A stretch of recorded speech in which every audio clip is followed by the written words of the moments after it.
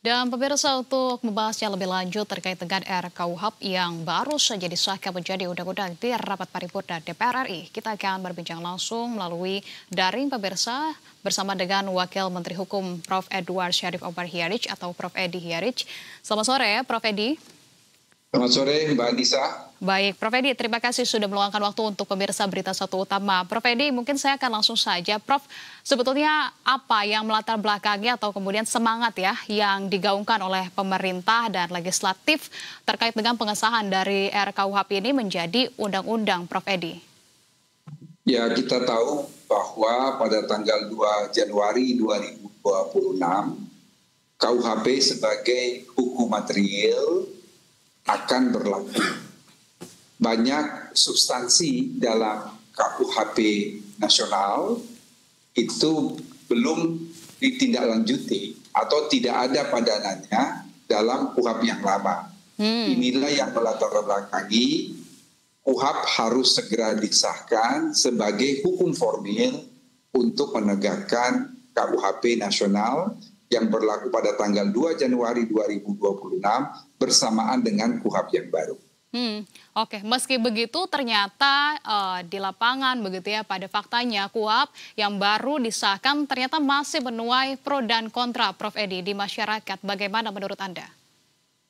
Saya kira pro dan kontra itu hal yang wajar dan saya menanggapi itu secara positif. Mengapa? Kalau mereka apatis, malah itu yang harus kita khawatirkan.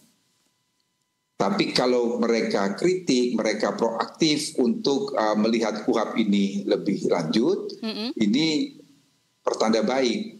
Artinya apa? Baik pemerintah maupun DPR dan masyarakat yang mengkritik KUHP ini mempunyai tujuan yang sama agar sistem peradilan kita semakin lebih baik. Bahwa kesempurnaan tidak akan kami dapati di dalam KUHP yang baru. Tetapi kalau KUHP yang baru ini lebih baik dari KUHP yang lama, saya pastikan itu iya. Jadi banyak sekali penguatan-penguatan di dalam KUHP ini yang tidak terdapat di dalam KUHP yang lama, dan juga ini untuk melaksanakan KUHP nasional yang akan berlaku pada 2 Januari 2026. Tetapi saya ingin mengatakan juga mungkin ya teman-teman belum membaca lebih detail baik batang tubuh maupun penjelasan. Saya kasih satu contoh konkret yang menuai kritik. Misalnya bahwa polisi dapat melakukan penjebakan, dapat melakukan penyamaran dan lain sebagainya. Dan itu dianggap sebagai tindakan sewenang-wenang. Ini saya kira mungkin teman-teman belum membaca lebih detail bahwa terkait penyamaran, terkait menangkap, menggeledah, pembelian terselubung maupun terkait pendistribusian di bawah pengawasan, itu di dalam penjelasannya dikatakan bahwa ini adalah teknik investigasi khusus yang harus diatur dalam undang-undang seperti undang-undang narkotika dan psikotropika. Jadi ini bukan untuk semua tindak pidana, makanya harus membaca utuh dengan penjelasannya. Kemudian terkait berbagai macam upaya paksa, misalnya penyadapan. Ini penting sekali saya katakan ya. Penyadapan itu hanya diatur dalam satu pasal. Pasal itu berbunyi bahwa dalam penyidikan, penuntutan, dan pemeriksaan sidang dapat dilakukan upaya paksa berupa penyadapan. Betul. Ayat 2-nya berbunyi bahwa penyadapan akan diatur dalam undang-undang tersendiri. Artinya sebelum undang-undang itu ada, maka tidak dapat dilakukan penyadapan. Penyadapan diatur dalam undang-undang tersendiri, itu bukan maunya pemerintah dan DPR. Tetapi itu berdasarkan putusan Mahkamah Konstitusi ketika Undang-Undang Komisi Pemberantasan Korupsi itu diajukan uji material ke Mahkamah Konstitusi terkait penyadapan, maka putusan Mahkamah Konstitusi waktu itu mengatakan terkait penyadapan yang ada di beberapa undang-undang harus diatur dalam undang-undang tersendiri. Jadi tidak bisa sewenang-wenang. Iya. Begitu Mbak Anissa. Iya, Prof, namun ini juga kan menuai pro dan kontra juga. Kontranya adalah ini bisa menjebak semua pihak begitu ya, aparat, semuanya bisa dijebak oleh aparat. Yang dikrusialkan juga, yang poinnya dikrusialkan adalah bagaimana penjelasan dari pemerintah terkait dengan sebelumnya ini kan adalah kewenangan dari penyidik. Namun saat ini juga tidak punya pengawasan langsung begitu ya dari hakim juga, Prof Edi. Ya, coba tunjukkan mana pasal mengenai penjebakan itu. Coba ditunjukkan. Coba Mbak sekarang bilang pasal berapa? Yeah. Itu hanya interpretasi liar. Ya, yang dimaksudkan dengan penjebakan itu adalah pasal 16 poin DEF yang terkait dengan undercover atau penyamaran, yang terkait dengan pembelian terselubung, dan yang terkait dengan kontrol delivery. Kan saya sudah jelaskan tadi, di dalam penjelasan pasal 16 dikatakan itu ada dalam Undang-Undang Narkotika dan Psikotropika. Artinya itu tidak bisa digunakan untuk tindak pidana yang lain, kecuali diatur dalam undang-undang. Nah, ini yang saya katakan, membaca pasal itu tidak utuh. Dia hanya membaca pasal tanpa membaca penjelasannya, lalu berkomentar. Yang celaka lagi itu kalau interpretasi liar.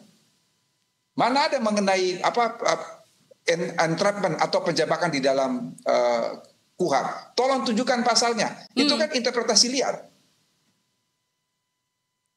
Prof Edi, lantas selain pasal-pasal tersebut, ini beberapa pihak juga meragukan bahwa KUHP ini yang baru belum mengakomodir masukan dari masyarakat secara keseluruhan, atau ini merupakan partisipasi bermaknanya begitu ya. Meskipun memang sudah dilakukan begitu ya sebuah pertemuan-pertemuan, bahkan disampaikan ini merupakan yang paling sangat mengakomodir dari partisipasi masyarakat begitu, namun nyatanya masih banyak pihak-pihak yang merasa ini belum cukup ideal, masih belum cukup bermakna partisipasinya. Bagaimana pandangan Anda? Mengingat beberapa kali pemerintah juga kan hadir dalam rapat bersama dengan DPR. Bisa dijelaskan, Prof Edi? Tidak mungkin suatu undang-undang itu 100% akan mengakomodasi seluruh kepentingan masyarakat.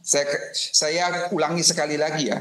Tidak mungkin satu undang-undang itu 100% akan menerima masukan dari masyarakat.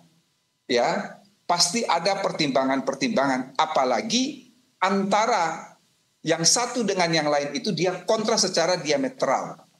Kalau masukan dari pihak A mengatakan X, masukan dari pihak B mengatakan Z, ini kan kami pembentuk undang-undang, pemerintah dan DPR harus memutuskan mana yang akan didengarkan, apakah si A ataukah si B. Misalnya kalau terhadap satu persoalan ada masukan yang saling kontroversi atau bertentangan secara diametral, sehingga pasti ada yang dipilih, ada yang tidak dipilih.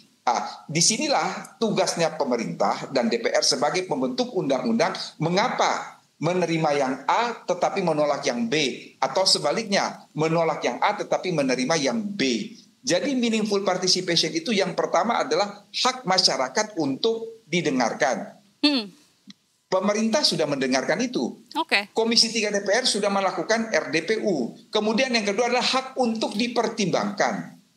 Baru yang ketiga, hak untuk dijelaskan. Itu adalah memang tanggung jawab pemerintah dan DPR untuk menjelaskan kepada publik mengapa yang ini tidak diakomodasi, yang ini diakomodasi. Tetapi sebetulnya kalau teman-teman perhatikan bahwa pembahasan di DPR itu dilakukan secara transparan. Itu kan live streaming. Dalam perdebatan itu sudah ada sebetulnya mengapa usulan ini kita tolak, mengapa usulan ini kita terima. Sekarang saya ambil inilah bahasa sederhana, Mbak Anissa. Kalau ada dua masukan yang saling bertentangan, itu kan pasti tidak mungkin dua-duanya diakomodasi. Nah, benar kan? Jadi pasti tidak mungkin 100% masukan itu diambil mentah-mentah seperti itu, tidak. Tapi ada pembahasan, ada pertimbangan terhadap berbagai hal itu. Kira-kira seperti itu, Mbak. Baik.